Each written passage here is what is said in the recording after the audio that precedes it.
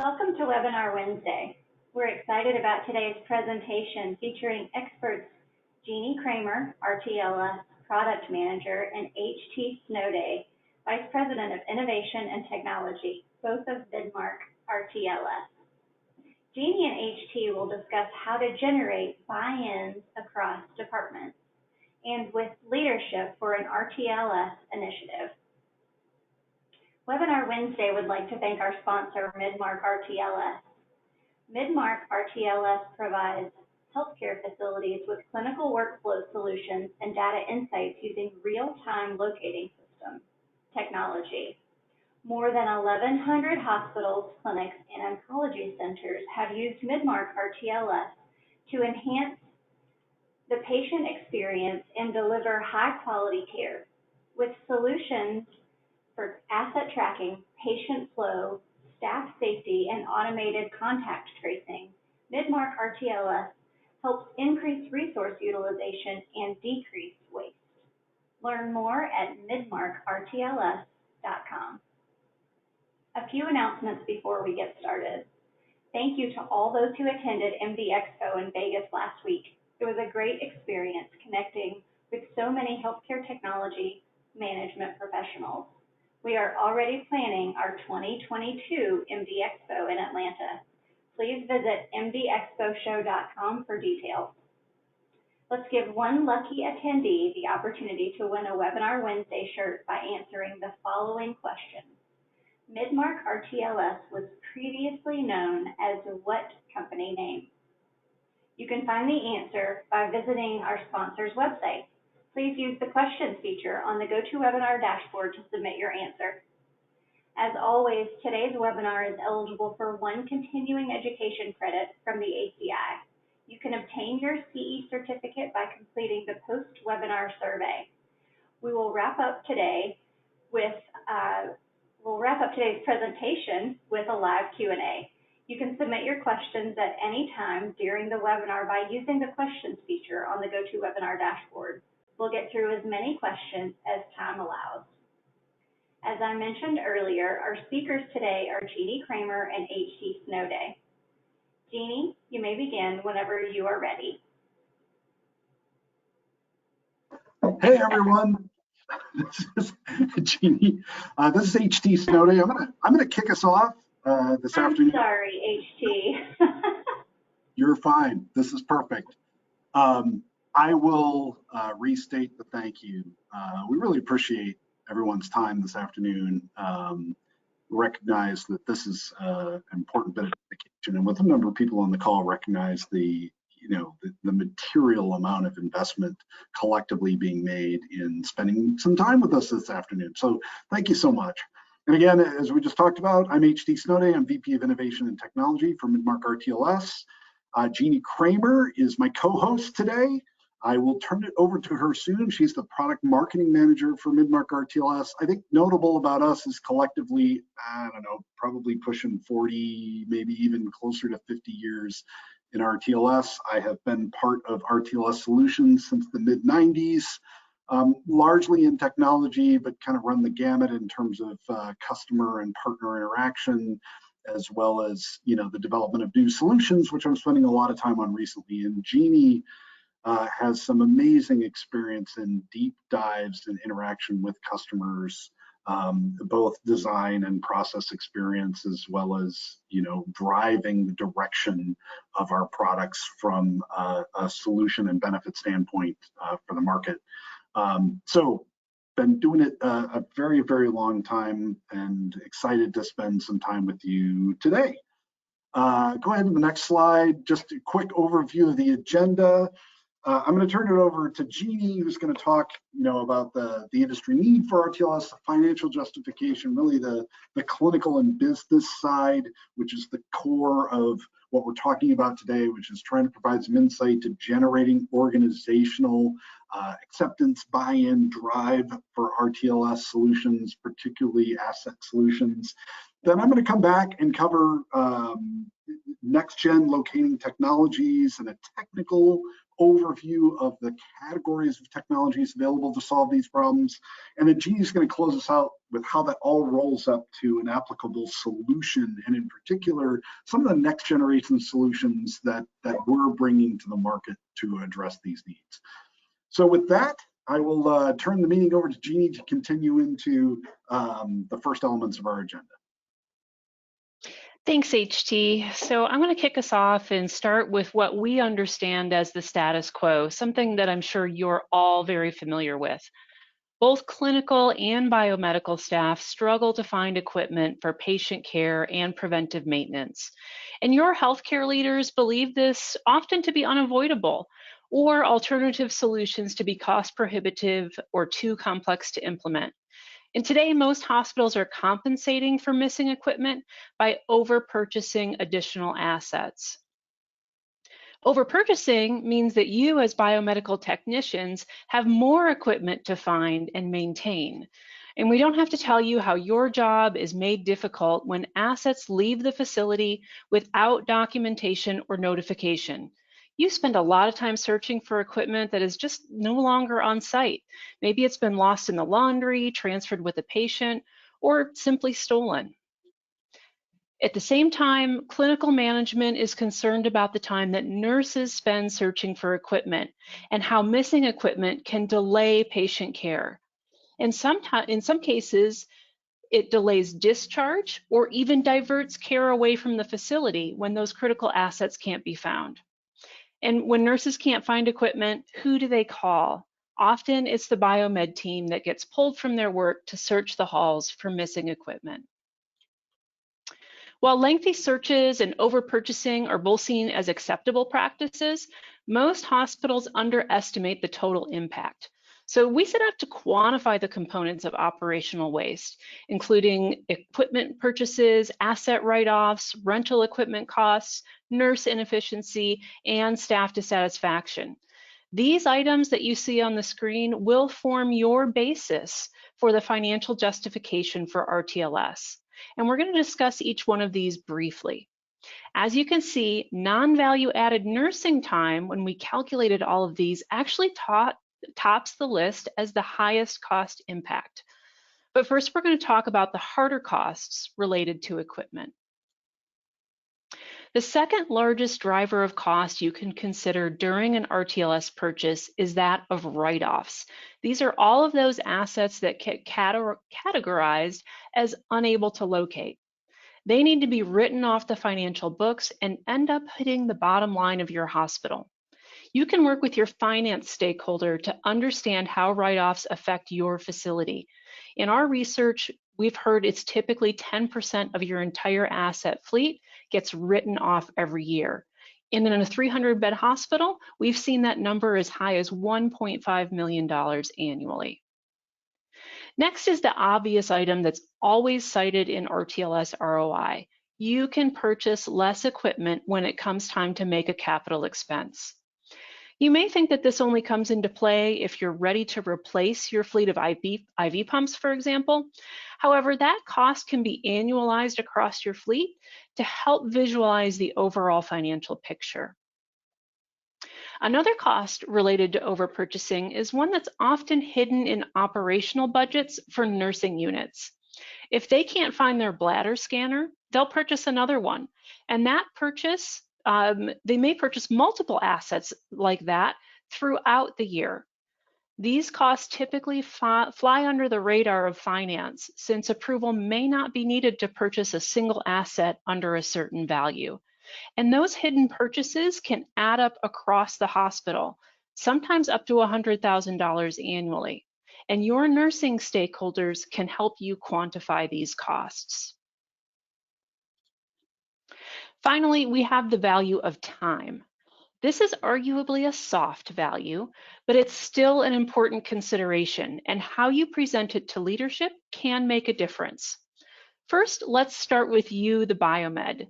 Can we do a quick poll? I'd like to know what % of your time do you spend searching for equipment?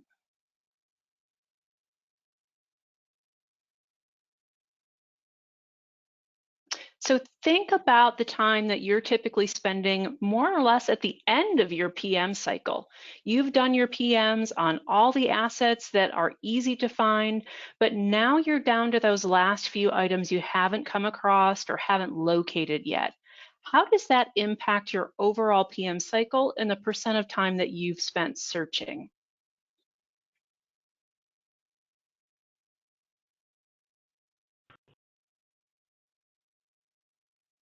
We'll give that poll just a few more seconds.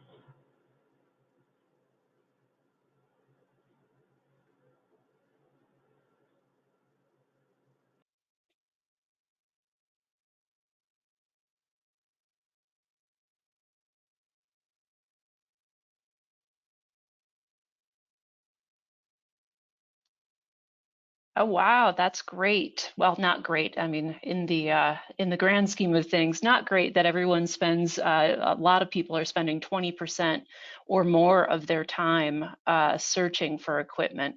That's in line with what we've heard. Typically, we hear about 10% of time is spent searching for equipment. So the 20% and 30% or more, it's a little bit surprising to us, but definitely points to the need for an asset locating system. So that time that you spend, Jennifer, if you want to switch back to the slide presentation, we can assign an annual dollar value to that wasted time. So take the total number of hours that a biomedical technician works in a typical year, factor in the average salary, and quantify that value of lost time. You can quantify it as the non-value added time you're spending or as your non-value added wages. Given that biomed teams are fairly small, there's a limited impact on the overall cost picture, and we certainly don't want to imply that these FTEs are not needed. Another way to look at it and present it to your leadership is, how can those hours that biomeds are wasting be better utilized? What tasks have you been unable to complete as a department because you haven't had the resources? And what are the impacts of those tasks on your organization? A really compelling and efficiency story comes to light when the same value analysis is done with nursing time and wages. Our interviews with nurses all over the nation indicate that they spend about 10% of their time searching for equipment. That's 208 hours per nurse per year that they are not spending with patients. And as you know, there's many more nurses employed by your hospital than biomedical technicians. So that non-value added time adds up to a staggering amount of time spent away from the bedside. Thousands of hours that could be better spent with patients. We've completed this financial analysis and assigned dollar values to all of these buckets for many hospitals, and we can help do the same for yours. Our RTLS specialists can help you examine all of these cost drivers and help make the business case and determine a return on investment for your specific situation. It's important to note, however, that the impact is not entirely financial.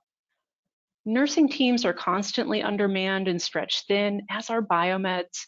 And when you guys are out there spending 10% of your time and nurses are spending 10% of their time searching for equipment, patient care, the safety of the equipment that are used on patients, and overall satisfaction of both patients and staff can suffer. Reduced nursing time at the bedside, delays in care, and reduced access in the end, all affect patients the most. And that puts your hospital's patient satisfaction scores and potentially reimbursements at risk. As more health systems are shifting to value-based care and a more patient-centric approach, we've seen this become larger and larger drivers in RTLS decisions. Because of this fact, decisions to purchase RTLS are increasingly being driven by clinicians. In fact, we were surprised to find in our recent research that clinical leaders were 2 times more likely than biomedical leaders to indicate interest in purchasing RTLS. So when you're looking to get your RTLS initiative off the ground or over the finish line, be sure to involve these key stakeholders in the process because they recognize the sheer amount of time that missing equipment is costing their staff and the impact that it's having further down the line on patient care. But if your RTLS initiative is truly going to save clinicians time, they need that RTLS to have two key attributes: accuracy and ease of use. Accuracy, because if an RTLS sends nurses to the wrong location, they will quickly stop using it, and that negates its benefit. And ease of use, because nurses are busy, and software that's intuitive and available on any computer will increase adoption. We're going to look at these two key factors, and I'm going to hand it over to HT to discuss accuracy in particular and how different technologies affect location information.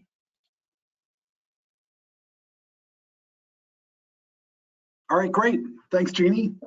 Sorry about that. Sorry, everyone. Just as is very 2021, took me a moment to come off mute.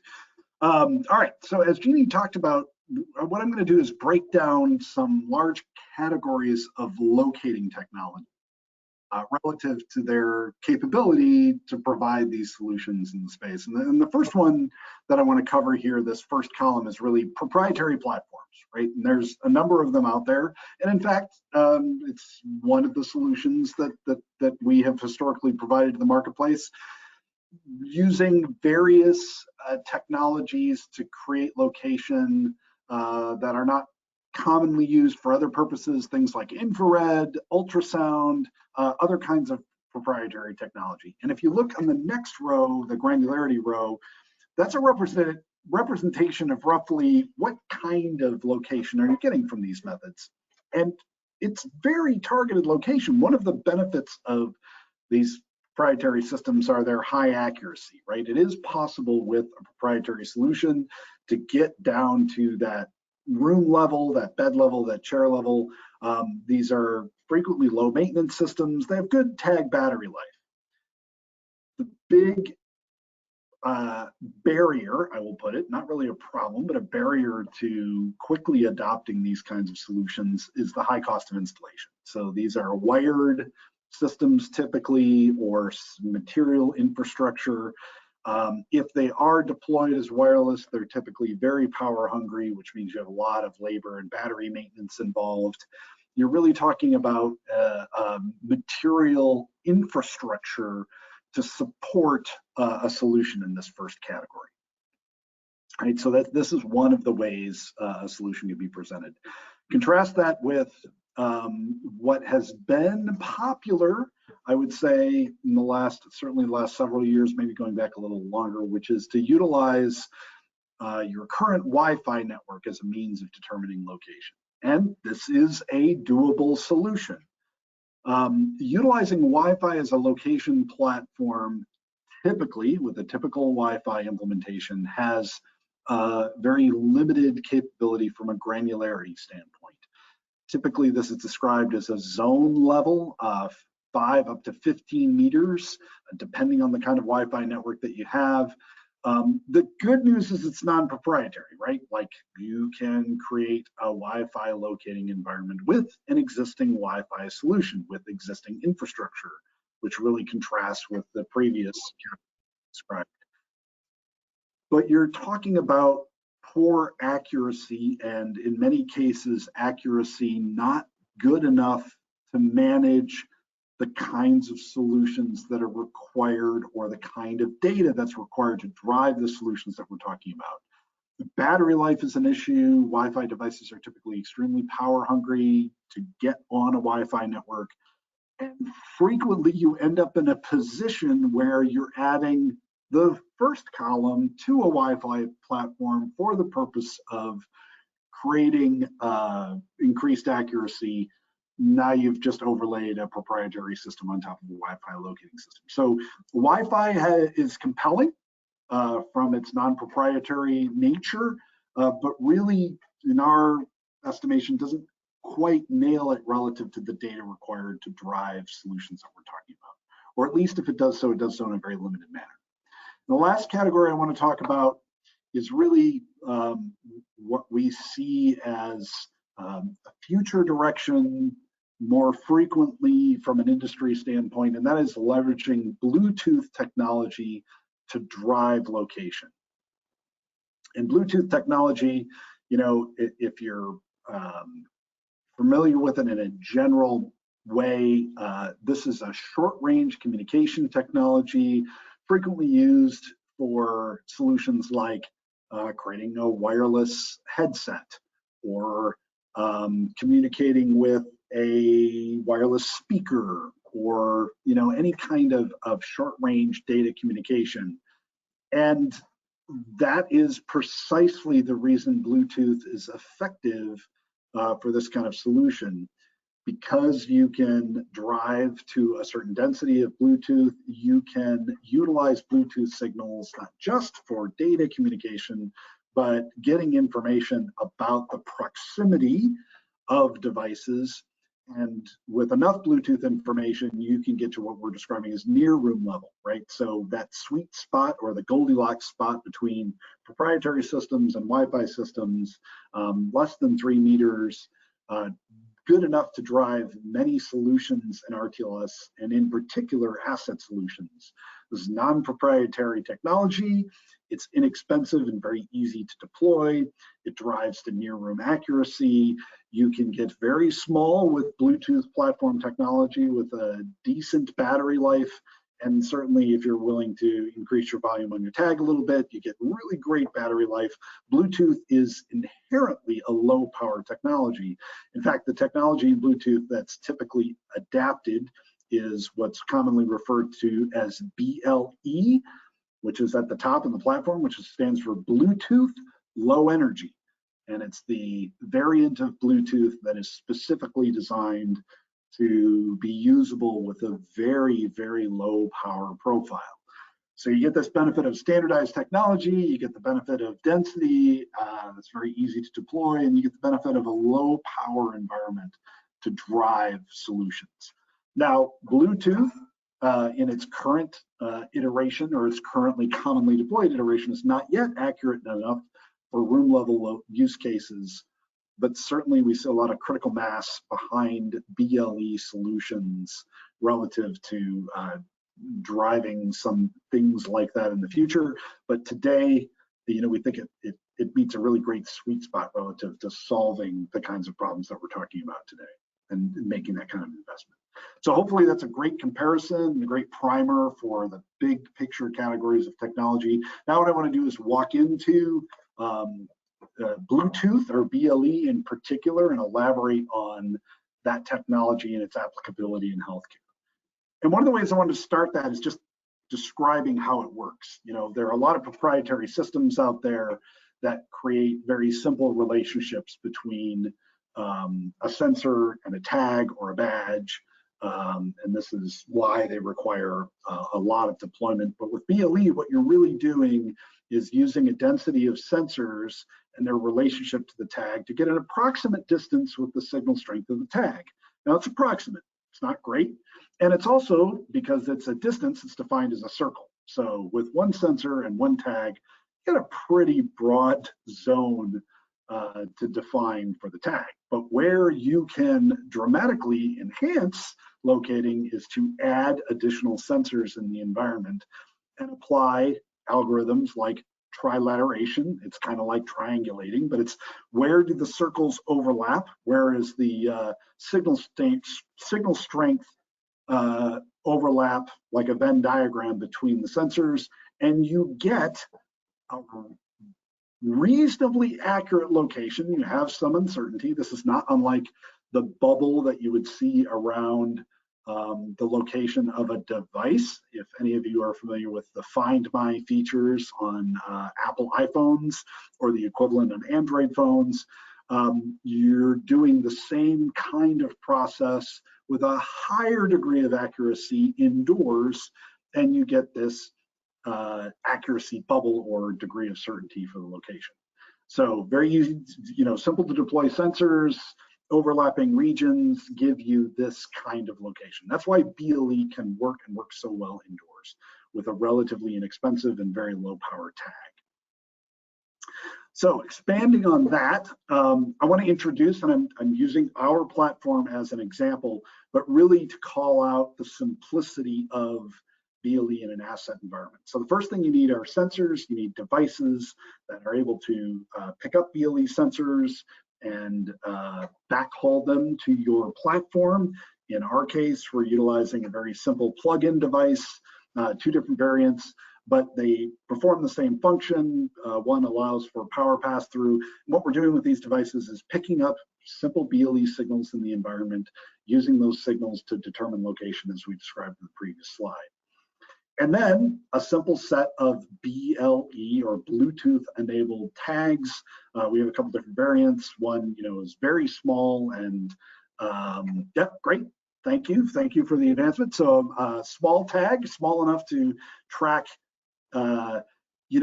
assets that would typically not necessarily be considered in RTLS solutions, but are of critical importance, like a telemetry pack or a glucometer or other types of Holter monitors, very sophisticated but small handheld devices in healthcare that are easily lost.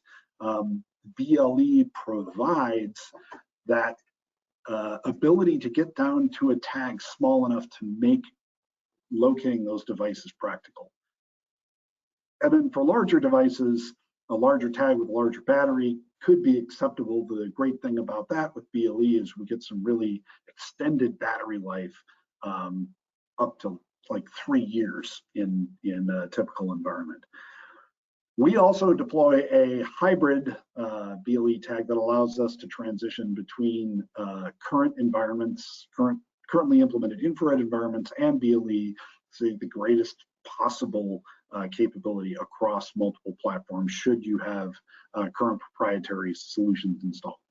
So that's a quick overview of the way that the BLE architecture is constructed, describing a little bit how it works. And this may be one of the single most important benefits of a BLE platform paired with a modern cloud environment, which means no on-premises server, very simple deployment. You have tags that generate BLE signals, which are received by sensors that transmit through the facility Wi-Fi. So you're leveraging your Wi-Fi environment. Very simple signals, very low throughput requirements, because you're simply capturing that information about signal strength. All of this is aggregated into a cloud-based environment, a web-based environment for driving the information and the solutions required. This is the way RTLS solutions that serve the kinds of, solving the kinds of problems that Jeannie described up front can be done very quickly, very efficiently, and in very cost-effective.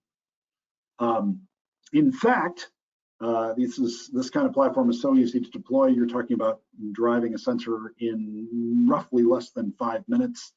It's as simple as plugging the sensor into an outlet, communicating with the sensor with a handheld app on a smartphone, documenting a few basic things about the sensor, and allowing it to join the network.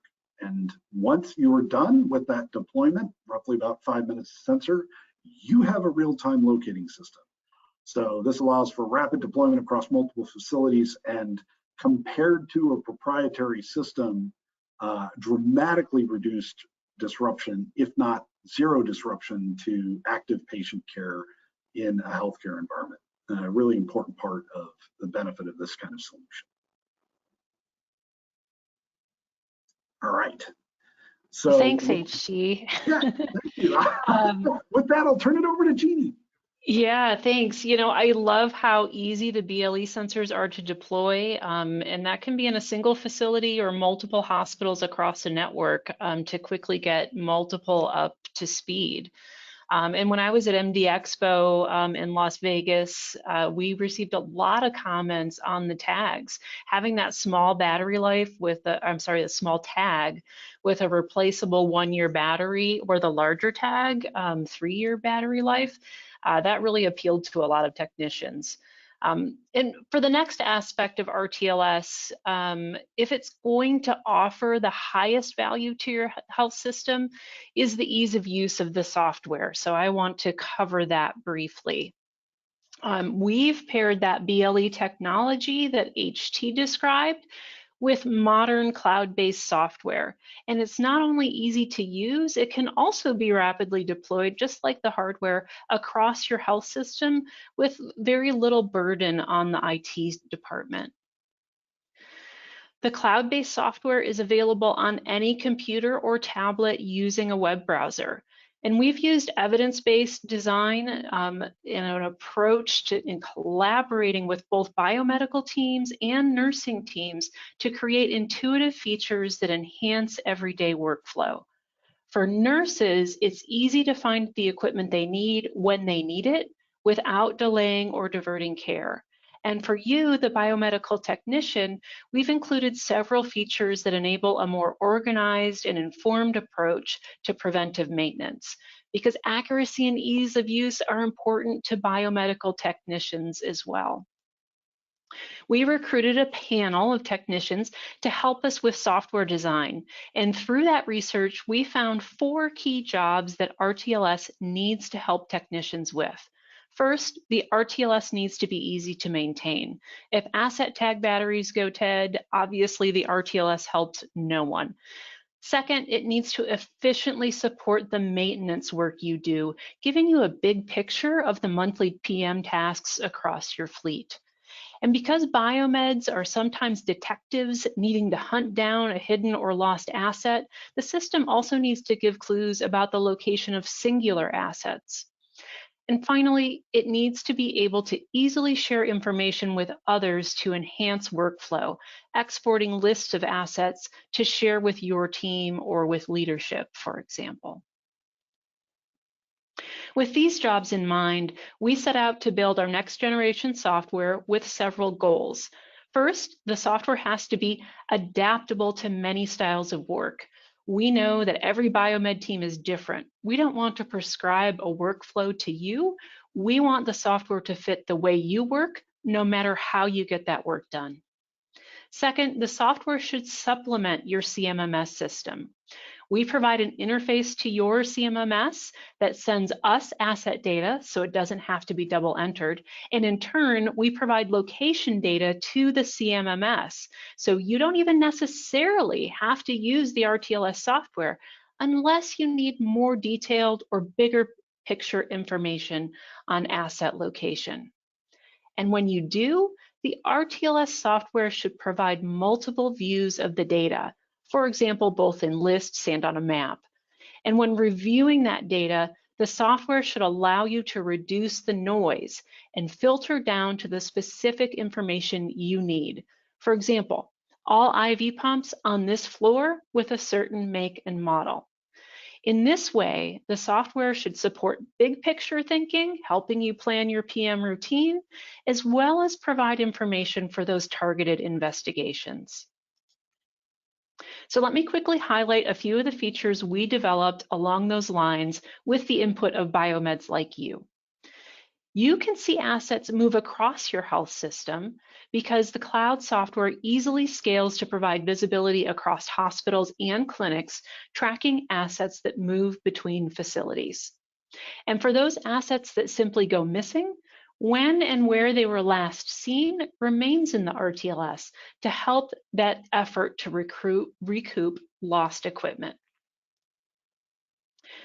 A key component for us was to provide trust and transparency in the location data. Because the cloud software can be used with multiple technologies, it's important to know not only where the system thinks the asset is, but also if that asset tag is seen by our room accurate IR technology or by the near room accurate BLE technology. The system will let you know how current that location data is. Have we seen that asset tag in the last hour, earlier today, or more than a day ago? That kind of information is critical to understanding the data the system is providing you. And on the right screenshot, you can see a few features on our dashboard that support your workflow. You can immediately jump to a list of assets that have open PMs, which is information we're receiving from your CMMS. And you can keep a personal watch list of items that you need to find. So for example, let's say you need to PM an IV pump, but it's in use by a patient. When you come back to it, it will have likely moved and you'll need to go and find it all over again. But with our system, you can save it to a watch list and then easily keep track of it and its location. And lastly, you can see on that system dashboard if there are RTLS tags with low batteries and click through to a list of their locations so that system integrity can be maintained. As I mentioned, the cloud software is compatible not only with BLE, but also with our proprietary IR platform, giving you flexibility to suit your locating needs. For example, you could use our 100% wired sensory network for high precision, or use the BLE sensory network for that room level, near room level accuracy. As a third option, you can combine the two technologies for the best of both worlds. So for example, many hospitals already have our IR sensory network in patient care areas for nurse call automation and staff locating. To expand the RTLS, you'd supplement that system with BLE sensors, expanding the footprint for asset tracking. There's a lot of options and combinations out there for different locating technologies and many considerations for your specific situation at your health system and your individual hospital. At Midmark, we truly believe that RTLS is not a destination, it is a journey, and we help you on that road. We have an established team that helps you all along the way. Our highly knowledgeable and experienced implementation team uses a documented and proven methodology for deploying RTLS in the clinical environment. We'll work with you on every step of the implementation process to ensure that it exceeds your goals. Our clinical educators will conduct training for your staff, both biomeds and clinicians, on how to use the software and best practices for tagging assets. And our customer success team is with you throughout the entire process, from pre-sale to post-go-live support. This team goes beyond the technology to help our customers adopt and incorporate RTLS into their daily workflows. And you get all of that from a company who is well established in both RTLS and the broader healthcare market. We were established in 1988 as Versus Technology, when we were an early pioneer with RTLS technology. We have decades of experience with asset tracking, staff locating, and patient flow optimization. We've been rated by Gartner as a visionary, and KLAS consistently rates us as one of the top 3 vendors for RTLS. In 2016, we were acquired by Midmark Corporation. They are a century-old privately held company with a global presence. Midmark is a clinical environmental design company that enables a better care experience at the point of care. We harmonize space, technology, and workflows to enhance interactions between patients and caregivers. With this backing, we've launched Midmark RTLS Cloud and our BLE locating technology to help modernize your asset tracking capabilities. And that's only the beginning. Our decades of experience with RTLS in healthcare provides a strong foundation, enabling us to continue building on the latest technology to provide additional solutions in the cloud and with BLE that improve workflow processes, safety, satisfaction, and patient outcomes.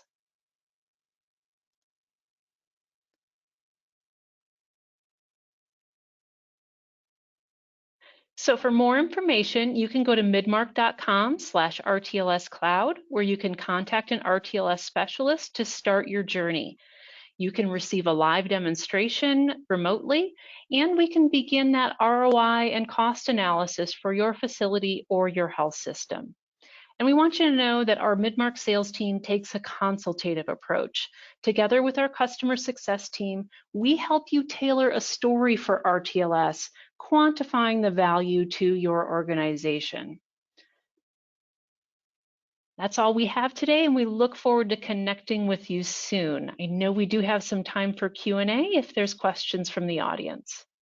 Hey, awesome. Hey, Jeannie, just to close this out, I'd love to thank everyone again for their time, their investment in time today. And I would like to call out that if no one has submitted for the free t-shirt yet, Jeannie read the answer 3 slides ago.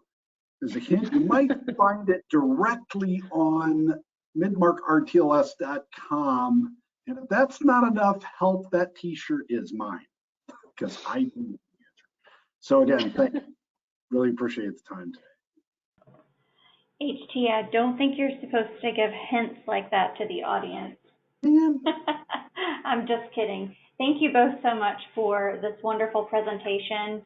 I certainly learned a lot, and I'm sure that our audience did as well. As Jeannie mentioned, we do have time for some questions, and I do have a few that have come in already, but as a reminder to the audience, if you have questions, please submit them using the questions feature on your webinar dashboard, and we'll get to as many as time allows. Our first question for you both is, how often do facilities install or use multiple types of locating technologies?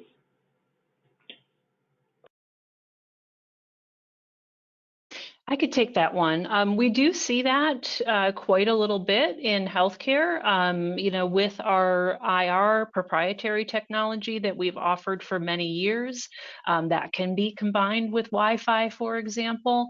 Other Wi-Fi locating providers often combine with infrared or ultrasound. So it is very common out there.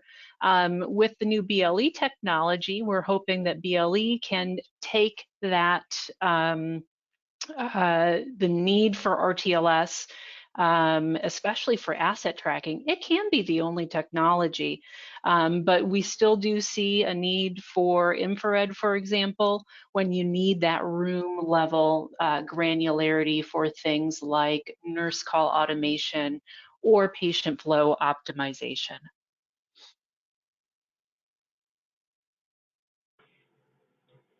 Great, thank you so much. Our next question is, do hospitals ever trial the locating technology before they buy it? Yeah, that's a great benefit of BLE in particular, with a proprietary system like infrared or other technologies. It can be difficult to actually trial the technology without a large project to, actually install the sensory network and all of that. But with BLE, with those plug-in devices, we actually have a program where we can come in and do a unit on your facility. We'll bring about 30 sensors and 20 tags, and then we'll spin up a small instance of the cloud software so that you can see those asset tags move throughout the unit, just as a proof of concept to show you how accurate the BLE technology is and how you can see those assets move around to the near room level in real time.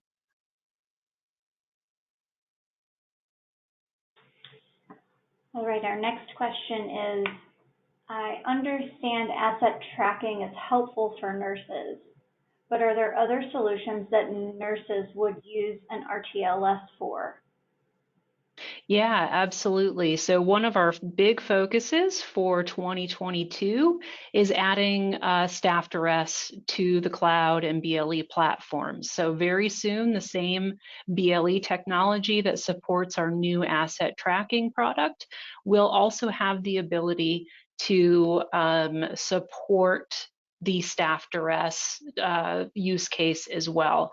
And that is where, for example, if a nurse feels threatened by a patient or a belligerent family member, which unfortunately is all too common in healthcare, she can press the button on her RTLS badge and the system knows where she is so that we can send an alert to security or the nurse's station, and help can be sent to that location quickly.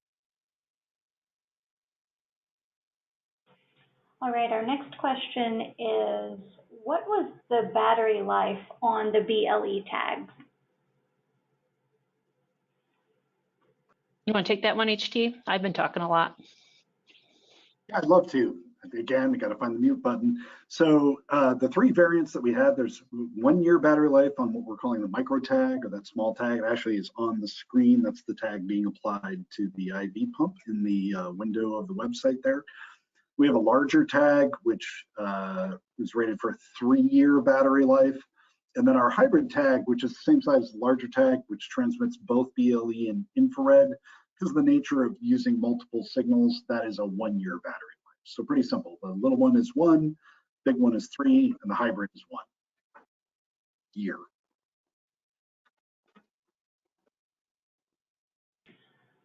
Okay, our next question is, how often do you see Bluetooth sensors plugged into an outlet damaged from carts running into them?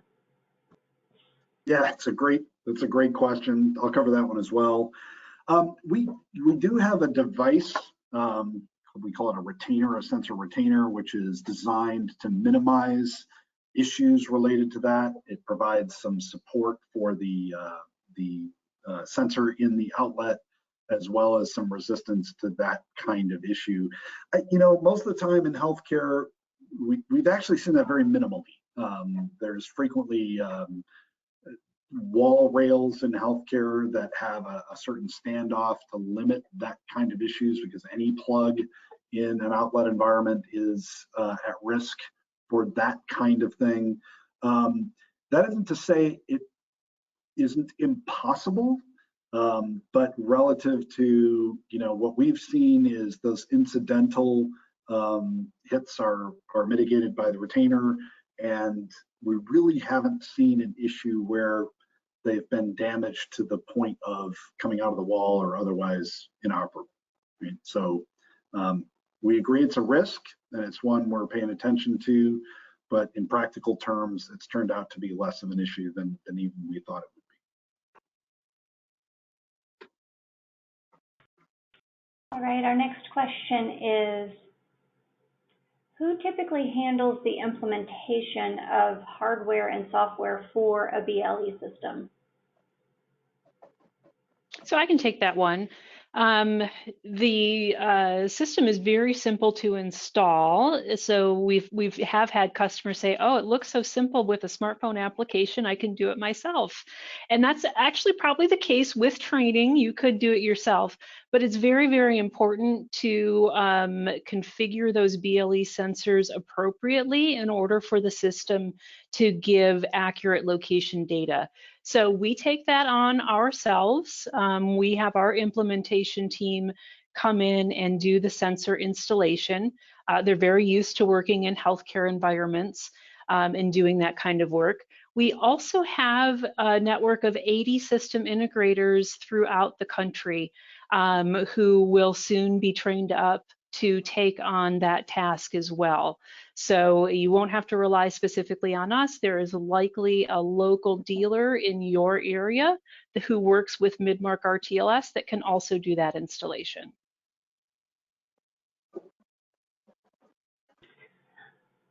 Next question is, does the system support hand hygiene compliance?